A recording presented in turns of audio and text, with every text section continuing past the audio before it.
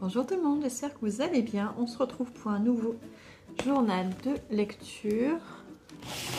Je fais un peu de place. Alors, quand j'ai terminé le journal de lecture précédent, on était vendredi. Je venais de finir un livre et je vous avais montré ce que je venais de commencer, je crois. Je suis même pas sûre que je l'avais commencé. Pardon. Donc, à la suite du roman d'Éric Emmanuel Schmitt, je m'étais dit, puisque j'avais lu un extrait, enfin un début du tome 3 de cette trilogie, et qu'après j'avais acheté le 1 et 2, que je les avais laissés de côté, je me suis dit, bon, il faut que je lise les livres de ma palle. J'ai une palle qui en ce moment est trop grosse pour moi. Alors, pour certains, c'est rien du tout, parce que là je les ai pas comptés, mais j'en ai pas beaucoup. Mais pour moi, ça fait trop, et quand j'en ai trop, après je sais plus quoi choisir, et ça m'angoisse. Et donc je me suis dit, bah, je vais commencer celui-ci. Il faut les lire de toute façon. En plus, ce sont 3 gros bouquins. Ils font plus de 600 pages. Donc je me suis dit, il faut commencer un jour ou l'autre. Donc je me suis dit, on y va. Et donc je l'ai commencé, je pense, vendredi soir. Parce que je crois que vendredi, j'ai pas eu le temps de lire en journée. Donc je l'ai commencé le soir. Et autant vous dire que j'arrive pas à accrocher. Pourtant, d'habitude, je suis pas du genre à laisser tomber une lecture. Quand je commence un livre, je le termine toujours parce que je me dis, bah, un livre mérite d'être lu. Voilà, l'auteur ou l'autrice a fait l'effort de l'écrire. Il peut y avoir des choses bien et tout, sauf que là, vraiment, j'avais déjà eu du mal avec ce que j'avais lu avant de Catherine Pancol dans le tome 3. Et je m'étais dit, c'est juste que je comprends pas parce que j'ai pas lu le début. Mais en fait, maintenant que j'ai le début entre les mains, j'aime pas du tout. En fait, j'aime pas l'ambiance de l'histoire. Déjà, on ne sait pas à quelle époque c'est. Le livre est sorti en 2006, si je ne me trompe pas. Et en fait, j'ai pas l'impression que ça reflète la vie de 2000, du début des années 2000. Tout me paraît vieillot. C'est censé se passer à Paris. Mais je sais pas, ça me donne j'ai l'impression que ça me fait penser à des personnages des années 50. Dans la mentalité, dans leur manière de penser. Ouais, j'arrive pas, je suis quand même arrivée jusqu'à la page 64, mais j'arrive pas à rentrer dans l'histoire. Je trouve les personnages désagréables, les relations, je trouve qu'elles sont toxiques, que ce soit les relations d'amitié, les relations maritales, tout me paraît néfaste, toxique, même les relations entre les enfants et les parents, franchement j'aime pas du tout. Donc j'en ai relu quelques pages dimanche matin après parce que je me dis non mais voilà, faut peut-être que j'insiste un peu. Mais franchement j'aime pas. Et sachant que j'en ai 3 en plus, je me dis lire 3 fois 600 pages, donc ça veut dire 1800 pages dans cette ambiance-là. Je le sens pas trop, donc ce que je ne fais jamais, et ben je l'ai fait que ce roman-là, je l'ai abandonné. Peut-être que j'y reviendrai plus tard, mais franchement j'en doute. Parce que j'accroche pas du tout avec les yeux jaunes des crocodiles de Catherine Pancol. Vraiment. Et ce que j'avais pas aimé en plus, c'est que le tome 3, c'est écrit nulle part que c'est un tome 3. Donc déjà, je trouve ça vachement moyen. Si ce n'était pas écrit, mais que ça pouvait être lu comme un one-shot, ça m'aurait pas posé problème. Mais toutes les 2-3 pages, vous avez une référence au tome 1. Donc à ce moment-là, il faut le noter que c'est la même trilogie. Il faut le marquer quelque part. C'est écrit nulle part, nulle part, nulle part. Ni sur la couverture, ni en 4e de couverture. Et puis la 4e de couverture, c'est même pas un résumé. Enfin, ça veut rien dire. Donc voilà. Donc, j'aime pas. Donc j'ai abandonné. Donc après, il a fallu que je me décide pour un autre roman. Et donc samedi après-midi, j'ai essayé Métropolis de Philippe Kerr. Je l'avais reçu avec la Cube. C'était censé se passer à l'époque nazie, je crois. Au début de l'arrivée d'Hitler au pouvoir ou quelque chose comme ça. Et ça m'intéressait. Mais en fait, maintenant que je l'ai commencé, j'aime pas non plus. J'arrive pas à rentrer dans l'histoire. C'est une enquête, en fait, d'un personnage qui s'appelle Bernie Gunther. Et en fait, Philippe Kerr a écrit ce livre avant de mourir. Donc, il est mort avant qu'il soit publié. Mais il a quand même eu le temps de l'écrire en entier. Et en fait, il a écrit plein de romans policiers, des enquêtes avec Bernie Gunther. Je sais plus combien il y en a eu, c'est écrit dans le prologue, il y en a eu beaucoup. Et en fait, à la fin, il a eu envie, ou on lui a demandé, d'écrire quelque chose qui se passe avec cet inspecteur-là, enfin ce policier, mais qui se passe avant tous les autres. Donc c'est un préquel. Et je sais pas, c'est censé être un polar historique, mais j'y arrive pas. Je trouve ça, le début, j'en suis à 40 pages, et il n'y a rien d'intéressant. On essaie de nous décrire l'ambiance de la police dans les années 30 à Berlin. On n'arrête pas de nous dire que c'est la déchéance, que c'est n'importe quoi, mais en même temps que c'est le milieu de l'art, que c'est une ville très importante au niveau artistique.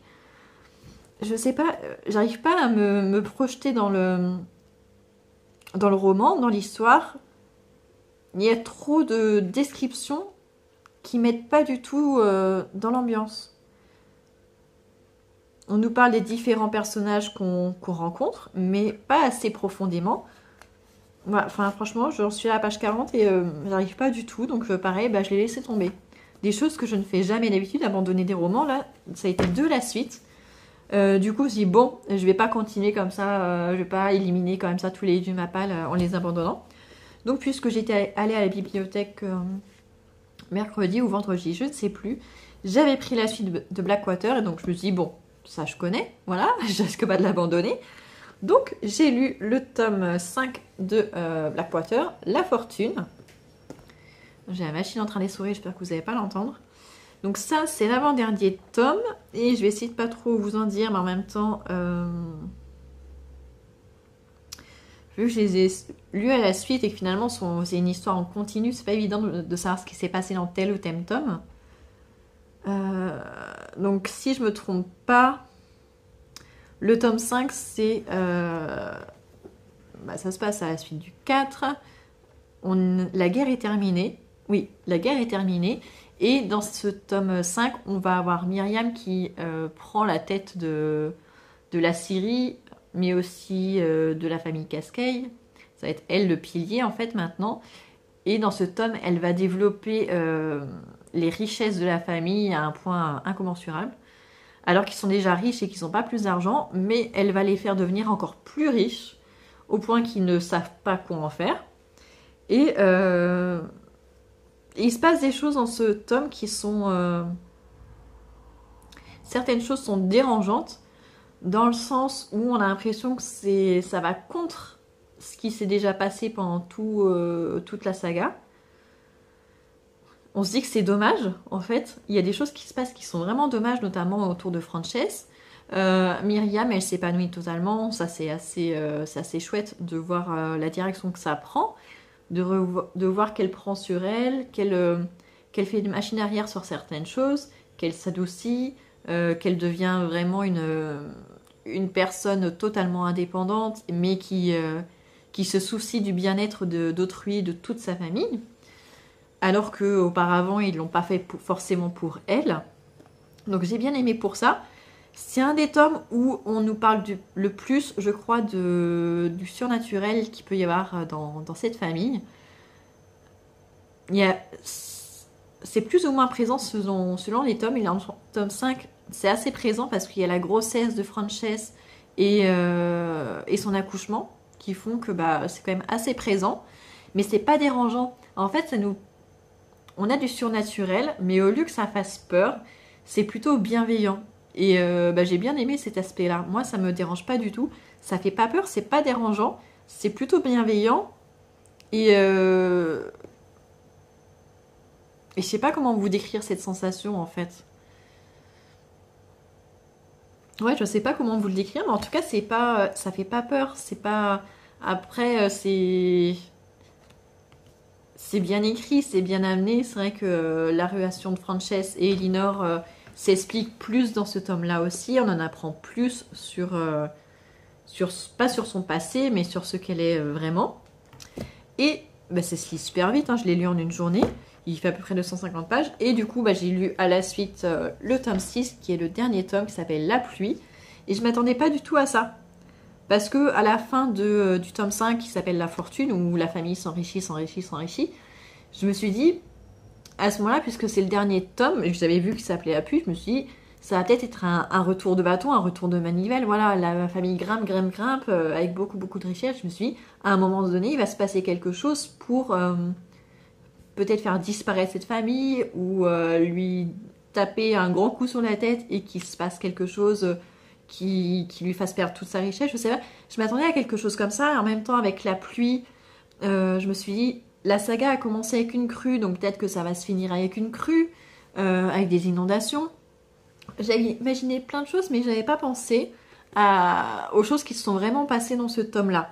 Donc vraiment, ça marque la fin de la saga, mais j'ai trouvé que c'était très décousu, très bordélique, et que même la fin, c'est pas une fin, on ne sait pas ce qui se passe à la fin. On peut l'imaginer.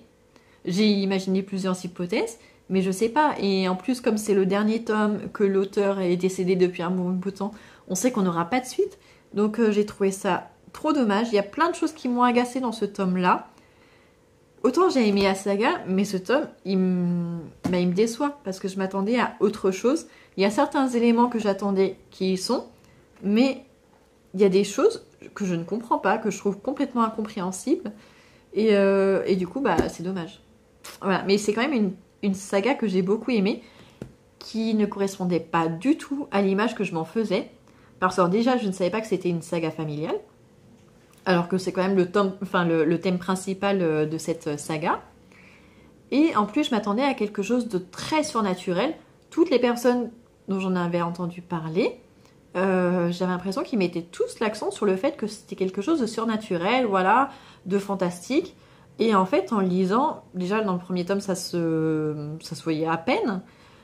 Et tout au long de la saga, en fait, je me rends compte que oui, il y a un petit peu de surnaturel, mais rien d'extravagant, rien d'extraordinaire, c'est des petites touches, rien ne fait peur. Ou alors c'est que je suis bien accrochée, mais je pense pas. Donc voilà, ça ne correspondait pas du tout à ce que j'en avais entendu. Donc voilà, pour que vous sachiez, c'est une saga familiale. Il y a une petite touche de surnaturel, mais qui touche vraiment une infime partie du récit. Mais voilà, c'est une très bonne saga, très intéressante, et surtout, ce qu'on a fait la maison d'édition Monsieur Toussaint Louverture, c'est des couvertures magnifiques, avec un embossage, des belles couvertures. Voilà, en plus, c'est en version poche, donc ils sont pas très chers, ils sont à 8,40 € chacun. Franchement, j'ai beaucoup aimé le principe, mais et la saga, franchement, c'est une très bonne saga qui se lit super bien. Franchement, je peux que vous conseiller de lire les 6 à la suite. Si je pouvais le refaire, c'est ce que je ferais, je lirais les 6 à la suite. Et parce que ça se lit super facilement, on est à fond dans les personnages, et comme ce sont des histoires qui se suivent à la queue leu leu. D'ailleurs, quand ça a été publié, ils n'ont pas mis un an entre chaque tome, il y a eu que 2-3 semaines, je crois, entre chaque tome. Parce que là-bas, ça sortait, je crois, dans des journaux, donc peut-être toutes les semaines ou tous les mois, je sais plus. Mais voilà, c'est une saga qui est très sympa. Faut pas le prendre pour le côté fantastique, surnaturel, mais plutôt pour la partie saga familiale qui est très très sympa. Voilà ce que j'avais à vous dire. Et qu'est-ce que j'ai commencé depuis parce que ça, je l'ai fini ce matin. Ah oui, il est là-bas. Voilà, parce que finalement, ce matin, je l'ai fini pendant mon petit déjeuner. Et je voulais commencer, il me restait encore 5-10 minutes, je voulais commencer le Nicolas Beuglet. Sauf qu'il était resté dans ma chambre à coucher, que mon mari n'était pas encore réveillé, donc je voulais pas le réveiller. Et du coup, je suis allée voir dans ma palle ce qu'il y avait. Et du coup, je me suis dit, c'est le moment ou jamais de sortir celui-ci de ma palle. Mini accro du shopping de Sophie Kinsella. Je me souviens avoir lu les livres de cette collection quand j'étais au lycée. Ça vient de chez France Loisirs. Je lisais beaucoup ce genre de choses quand j'étais au lycée. J'aimais bien. Et je l'avais acheté au mois de janvier, je crois. Et depuis, j'arrivais pas à me décider à le prendre. J'avais envie de choses différentes. Et c'est vrai qu'après avoir fini une saga, on est tellement attaché au personnage qu'on est déçu de les quitter. En fait, c'est un petit peu triste quand même. On quitte une famille. Et j'avais pas envie de me lancer dans quelque chose de trop profond parce que en ce moment, mon fils a quelques soucis au collège. Ce matin, j'avais un rendez-vous au collège et du coup, je sais que ça va me travailler pendant quelques jours. Donc, j'avais besoin de quelque chose de léger. Et je me dis que ça pouvait le faire. Mini accro du shopping. Et j'ai lu quelques pages et pour l'instant, ça me plaît. Voilà, j'avais peur que ce soit un peu gnangnan. Mais d'après ce que je vois dans les premières pages, ça a l'air sympa. Ça commence par une crise d'une petite fille de 2-3 ans dans un supermarché ou dans des boutiques. Et la maman est complètement dépassée. Et voilà, elle voit qu'elle est jugée par les autres mamans qui passent. Donc ça me... Voilà, je me dis que ça peut être sympa quand même. Voilà, voilà, il fait 550 pages. Et en plus, au tout début, ça se passe à quelques jours de Noël. À quelques jours ou quelques semaines de Noël. Donc, je pense que c'est la bonne saison pour le lire aussi. Et donc, voilà pour ce premier point où j'avais plein de choses à vous dire. Je vous parle quand même de 4 romans à la fois. Même 5. Et donc, voilà. Donc, là, j'ai plein de choses à faire aujourd'hui. Donc, je sais pas, je pense pas avoir le temps de vous reprendre plus tard dans la journée. Mais... ouais, je reviendrai quand je l'aurai terminé, ce sera le plus simple.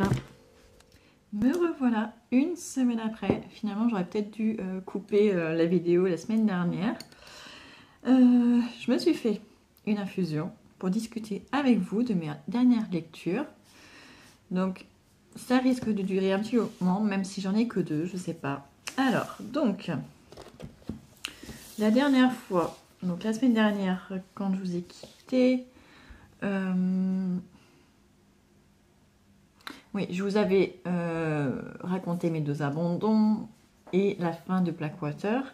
Et je venais de commencer, je crois, Mini Accro du shopping de Sophie Kinsella dans la collection Piment de chez France Loisirs.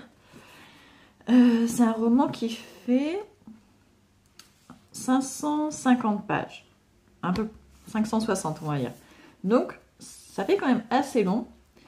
Je pensais que ça allait se lire facilement et j'ai quand même mis du temps à le lire.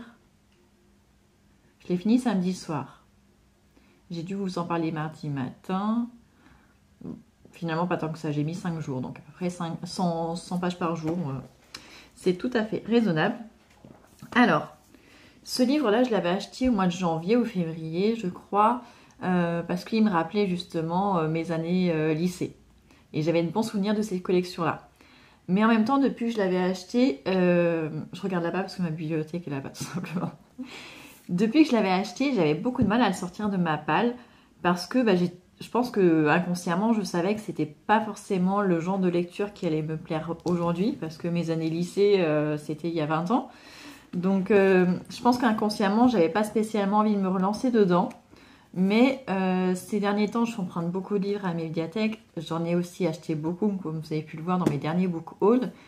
Et quand je commence à avoir trop de livres, ça m'angoisse. Voilà, je culpabilise de les avoir achetés si je ne les lis pas. Et en plus, ça prend de la place. On a une maison qui n'est pas extensible. Donc, je commence à culpabiliser. Je me dis, il faut absolument que je lise mes livres de ma palle. Et quand je l'ai commencé, j'ai vu tout de suite que c'était pas fait pour moi et que j'allais pas aimer. La plume, enfin, la manière d'écrire et tout ça de l'autrice est très sympa. Elle a un humour qui passe tout de suite. On rentre dans le truc.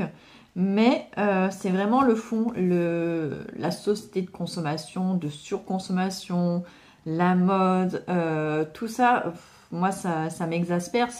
Ça m'aurait peut-être plu il y a 20 ans justement, mais pas aujourd'hui. J'ai évolué depuis et du coup, j'ai pas accroché à l'histoire. J'ai eu beaucoup de mal à aller jusqu'au bout. Franchement, au début, je me suis forcée. Je me suis dit non, j'en ai déjà abandonné 2, donc je vais pas abandonner celui-ci aussi. Je me suis dit, il faut que je le lise, j'irai jusqu'au bout, donc je me suis forcée. À la moitié de l'histoire, on commence quand même à rentrer un petit peu dans l'histoire. Je me suis laissée prendre par l'histoire. Et la deuxième partie était plus sympa. Mais ce qui est drôle, c'est que c'est un roman qui est juste une comédie en fait. Et à chaque fois qu'il se passait quelque chose, je ne pouvais pas m'empêcher de penser au pire. C'est-à-dire que je le voyais comme... je m'attendais à une fin de thriller, je m'attendais à des retournements de situation dignes d'un thriller, alors que pas du tout, c'est juste une comédie, donc il ne pouvait pas y avoir ça. Donc à chaque fois qu'il se passait quelque chose, finalement ça se finissait bien. Donc j'étais... c'est pas que j'étais déçue, mais je me disais, mais pourquoi tu t'imagines le pire à chaque fois? Et en fait, je pense que c'est le fait de lire beaucoup de thrillers qui justement a influé sur mes attentes dans mes lectures. Donc forcément, c'est une histoire qui finit bien. J'ai oublié de vous préciser que normalement, c'est un tome de saga, mais on peut très bien lire one shot. Apparemment, il y a 9 tomes qui se passent autour de Becky, donc la cour du shopping. On la suit avant qu'elle soit maman, bien sûr. Enfin, dans sa vie, je crois que ça commence quand elle est... je sais plus quand elle est ado ou quand elle est adulte. Ça remonte à trop longtemps pour que je m'en souvienne. Mais dans ce tome-là, elle est maman d'une petite fille de 2 ans qui s'appelle Minnie et qui est une mini accro du shopping. Et je pensais que ça allait tourner autour de ça, autour de l'éducation. Mais en fait, pas du tout. On nous parle finalement très peu de Minnie. Vraiment très peu, trop peu à mon goût. Il y a des choses qui sont tellement invraisemblables aussi que voilà, vous levez les yeux au ciel quand, vu tout ce qu'elle fait comme bêtises, on s'attend à ce que son mari la quitte et qu'il la laisse en plan tellement elle fait d'énormes bêtises. Mais finalement, non. C'est un amour, il est trop gentil, trop bienveillant. Voilà, c'est une comédie, c'est un roman qui fait du bien. Si vous aimez les choses légères, ça peut vous convenir. Mais moi, j'étais pas vraiment dans le bon esprit pour lire ce livre-là. Je l'ai quand même apprécié, je l'ai terminé. Et ça m'a permis de me rendre compte aussi que en 20 ans, que ce soit dans la lecture ou même dans la vie, on évolue, nos goûts changent, nos manières de penser changent. Et voilà, ça m'a fait une petite réflexion, une petite introspection. Ce qui est pas mal aussi, ça sert à ça aussi la lecture. Voilà, donc j'ai fini celui-ci samedi soir. Et aussitôt, j'avais un livre en cours de la bibliothèque, enfin de la médiathèque que j'avais emprunté. Et je me dis que c'était l'occasion de le lire. C'est un tome 3, donc c'est L'archipel des oubliés de Nicolas Beuglet. J'avais lu Le dernier message en début d'année 2023. Et ensuite, j'avais lu le tome 2 qui est Le Passager au mois de juin, si je ne me trompe pas, c'est ça. Et à la fin du 2, j'avais très envie de lire le tome 3. J'avais pas vu qu'il était à la médiathèque, ou alors peut-être qu'il n'y était pas et qu'il était emprunté à ce moment-là. Et donc j'avais un petit peu repoussé. Et quand j'y suis allée la dernière fois que je l'ai vu, je dis je le prends tout de suite. Donc c'est un tome 3, donc c'est vraiment la suite du tome 2, mais vraiment très rapproché. Je sais pas combien il se passe de temps, mais ça doit se passer, ça va être une question de semaines. Ouais, pas plus. Après la fin du 2. Donc j'étais encore dans l'esprit du 2. Je me souvenais très bien du 2. Et j'avais adoré. Je l'avais lu d'une traite, je crois, en une soirée ou en une journée, tellement j'avais été prise dans l'histoire, tellement c'était vraiment page-turner. Et là, dans celui-ci, on retrouve Grace, l'enquêtrice du tome 2. Mais dès le départ, on se retrouve avec une autre enquêtrice que je ne connais pas moi parce que j'ai pas lu d'autres livres de Nicolas Beuglet. Mais apparemment, c'est une autre enquêtrice sur laquelle il a déjà écrit, sûrement dans l'autre trilogie. Alors là, j'ai pas le titre, mais je sais qu'il a écrit une autre trilogie auparavant avec Le Cri, Le Complot et je ne sais plus quel tome. Et je pense que c'est cette héroïne-là. Et donc, elle débarque dans le début du tome 3. Donc, pour ceux qui connaissent déjà les œuvres, ça doit être plus simple. Moi, je ne connaissais pas les livres, donc je ne connaissais pas non plus cette inspectrice. Ça m'a pas dérangée. Voilà, on en apprend sur elle au fur et à mesure du roman, donc c'est pas du tout gênant. C'est pas gênant pour l'histoire ni pour la relation avec Grace, ça coule tout seul. Mais dans ce tome 3, en fait, dès le départ, j'ai trouvé que c'était très cinématographique. Quand je lisais ce qui se passait, j'avais l'impression de voir un film ou voir une série. Et après, je me suis rendu compte que c'est pas étonnant puisque Nicolas Beuglet, c'est un scénariste ou un ancien scénariste. Donc voilà, je pense que ça se ressent dans son écriture. Donc c'est pas un mal en soi, mais ça m'a dérangé sur la fin. Ouais, sur le dernier tiers, ça m'a un petit peu dérangé parce qu'il y avait des choses où à un moment il y a une course-poursuite. On se dit mais dans la vraie vie ça se passerait pas comme ça. C'est tellement tiré par les cheveux. À d'autres moments, quelqu'un donne un bout de papier à l'une des deux enquêtrices. Elle le met dans sa poche. Et vraiment quelques pages plus loin, à un moment, elle se retrouve à se bagarrer avec un autre individu. Et elle en perd sa parka. Et bien sûr, ce n'est pas elle qui avait le papier dans sa parka, non, c'était l'autre qui n'a pas eu à se battre avec ce type. Donc le papier était toujours là, voilà. Des invraisemblances, enfin c'est pas invraisemblable, mais c'est tellement... je sais pas comment l'expliquer. C'est tellement scénarisé en fait, enfin c'est... il y a pas le hasard qu'on peut rechercher. Je sais pas du tout comment l'expliquer, mais ça m'a paru trop simple, trop facile. La course-poursuite, j'ai trouvé que c'était trop long. et, et la fin, j'ai trouvé... Mais je m'y attendais. Alors, avant de vous parler de la fin, quand même, je vais vous parler de ce qui se passe dans l'histoire. Donc, dans cette trilogie, on est face à un complot mondial. Grace Campbell enquête sur quelque chose, sur un meurtre dans un monastère au tout début du tome 1, qui va l'emmener vers la découverte d'un complot mondial, vers quelqu'un qui essaye d'abrutir la population via différents moyens pour les manipuler.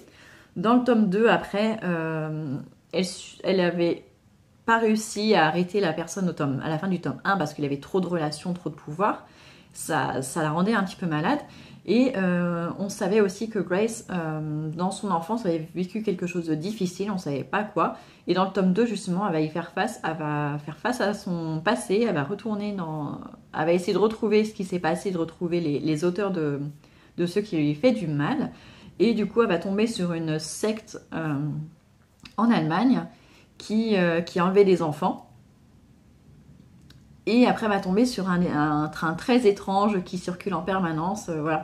Donc, il y avait ça dans le tome 2. Et dans le tome 3, et bien justement, l'histoire a mis beaucoup de temps à se mettre en place. On se dit que ça devrait aller tout seul puisqu'il s'est déjà passé plein de choses dans le tome 1 et le tome 2. Et finalement, dans le tome 3, on tombe sur une histoire en Écosse qui est un petit peu monotone. On se dit, mais bon, rien trouvé, elle tourne en rond. Et comme par hasard, il y a un truc qui leur tombe du ciel, et voilà, l'enquête s'envole. Mais elles vont se retrouver dans une situation très compliquée, et bien sûr, quelqu'un va venir les aider. Et tout ça, c'était trop... Voilà, ça faisait trop cinéma. J'ai pas aimé cette partie-là. Ce n'est vraiment que le dernier tiers, on va dire, qui était intéressant parce que ça revenait sur les éléments qu'il y avait eu dans le 1 et dans le 2, sur le complot mondial, sur la manipulation de l'humanité et tout ça. Ça, c'était très intéressant. Mais tout ce qu'il y a eu avant, j'ai pas aimé. Et même la fin, pour un thriller, c'est pas du tout logique. Mais ce qui est marrant, c'est que dans l'épilogue ou dans les remerciements, je sais plus, ça doit être dans les remerciements, je pense, où il nous parle justement de toutes ses sources, tout ce qu'il a aidé à créer son histoire. Et puis en même temps, c'est un petit avertissement, voilà, c'est pas juste un thriller pour le divertissement, il veut vraiment nous éveiller, enfin c'est l'impression que j'ai, il veut vraiment nous éveiller à quelque chose, nous amener à nous poser des questions sur nos manières d'agir, nos manières de penser, sur notre manière de vivre tout simplement. Et il nous dit que la fin qu'il a choisie pour ce livre-là dénote par rapport à une fin de thriller. Mais voilà, c'est voulu, c'est assumé. Donc voilà, donc j'ai rien à reprocher à ça. Après tout, c'est très bien aussi. Et en plus, ça nous laisse une porte ouverte. Je ne sais pas s'il a sorti un autre livre depuis celui-ci. J'ai pas regardé. Mais je pense qu'il y aura d'autres enquêtes avec Grace et Sarah. Je crois que c'est Sarah dans ce... Oui, voilà. Je pense qu'il y aura d'autres enquêtes avec elle. En tout cas, la fin le laisse suggérer. Donc, à voir, ça peut être sympa. Mais du coup, moi, ça m'a donné envie de lire les autres livres précédents avec Sarah en tant qu'héroïne. Même si maintenant, je sais plein de petits trucs parce que forcément, ça spoil les autres romans. Mais j'ai bien envie de voir quand même quand j'aurai... du temps, parce que là j'ai quand même envie de le digérer celui-ci, de voir voilà, vu que j'ai aimé certains aspects mais j'ai pas aimé certains autres aspects, je me dis que ça doit être la marque de fabrique aussi de l'auteur, donc je suis pas sûre finalement d'aimer les autres. Autant j'avais beaucoup aimé le 1, j'avais vraiment adoré le 1, encore plus le 2, ça a été un coup de cœur, mais là le 3 pour le coup ça fait un petit peu souffler qui retombe, mais bon, c'est pas grave. Et je me dis en plus que c'est pas forcément lié forcément à ce livre-là. Je suis dans une période depuis quelques jours, parce que ça fait pas plusieurs semaines, ça fait une dizaine de jours où j'ai du mal à rentrer dans mes histoires. Je sais pas pourquoi, je sais pas si c'est la fatigue, alors que de toute façon je suis tout le temps fatiguée, donc je vois pas de différence en ce moment. Il n'y a pas spécialement quelque chose qui me trotte dans la tête qui m'empêche de dormir. Donc je vois pas pourquoi j'ai du mal à rentrer dans les histoires. Pourtant là je suis retournée vers un thriller qui est vraiment mon domaine de prédilection. Et pourtant même là ça n'a pas marché autant que je le voulais. Donc c'est bizarre. C'est très très bizarre. Mais ça va pas m'empêcher de lire d'autres choses. Ça ne me dérange pas du tout, du tout, du tout. Et en plus, là, celui-ci, je vous en parle vraiment à chaud, oui. Parce que je viens de le finir il y a quoi? Il y a 1 heure. Ce matin, j'avais vraiment envie de le finir parce que ça me... Voilà, j'aime pas rester sur une note où je me dis, bof, j'aime ou j'aime pas, j'aime ou j'aime pas. Voilà, c'est un petit peu ça. Donc je me dis, je le finis, comme ça, je saurai ce qu'il en est. Et je verrai si j'ai aimé ou si j'ai pas aimé. Bon, finalement, c'est toujours aussi mitigé, mais bon, j'avais envie de le finir, donc c'est fait, même si j'avais plein de choses à faire à la maison, je l'avoue. Et donc, maintenant, j'ai commencé un autre livre hier après-midi, qui est une lecture commune avec Alicia, l'une d'entre vous. On lit ensemble le tome 3 de L'immeuble de la rue Cavendish qui tourne autour de Lucie. Donc, j'ai lu que le premier chapitre avec elle. Enfin, je l'ai rattrapé parce qu'elle avait commencé avant moi, donc je l'ai rattrapé hier. J'ai commencé que le premier chapitre que je vais pouvoir continuer aujourd'hui. Et donc voilà, mais ça, je vous en reparlerai dans le prochain journal de lecture. Et après, j'ai déjà préparé, je lirai celui-ci, Les enfants véritables de Thibaut Bérard. Voilà. Il me dit bien, ça fait un petit moment qu'il me fait de l'œil dans la bibliothèque, donc je pense que ça devrait me plaire. Ces 2 romans-là, je pense que ça devrait le faire et me remettre dans le bon mood. Voilà, j'espère que je vous aurai donné envie de lire certains livres, même si pour le coup, dès le départ de ce journal de lecture, finalement, il n'y a que les Blackwater où vraiment j'ai eu un bon avis et encore mitigé. Voilà, bon, dites-moi ce que vous en pensez, s'il y a certains livres qui vous donnent envie de les lire ou pas, malgré ce que j'en ai dit. Ça m'intéresse aussi d'avoir votre point de vue là-dessus. Et moi, je vous dis à très très bientôt pour un nouveau journal de lecture ou peut-être un book haul, je sais pas. Je sais pas. L'avenir nous le dira. À très bientôt.